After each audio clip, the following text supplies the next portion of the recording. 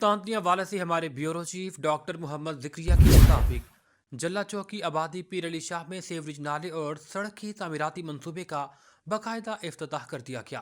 इफ्तिताही तकरीब पीर अली शाह के डेरा पर मुनक्किद हुई, जिसमें पार्लिमानी secretary social welfare and Baitul Mal Jafar Ali Hocha ने बतौर मेहमान खुसूसी शिरकत की।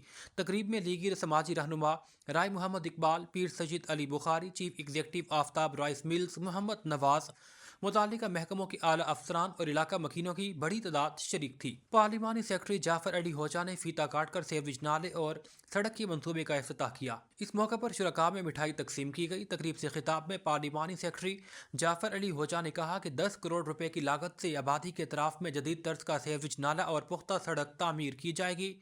मंसूबे की तकमील के बाद सेवरेज के पानी खड़े रहने की शिकायत खत्म हो जाएंगी।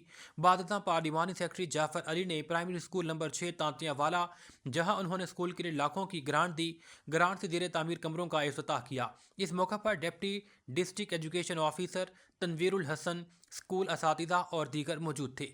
जाफर अली ने कहा कि तालीम के फ़रोग़ के लिए सहूलियात की फ्राहमी हुकूमत की अव्वलीन तरजीह है।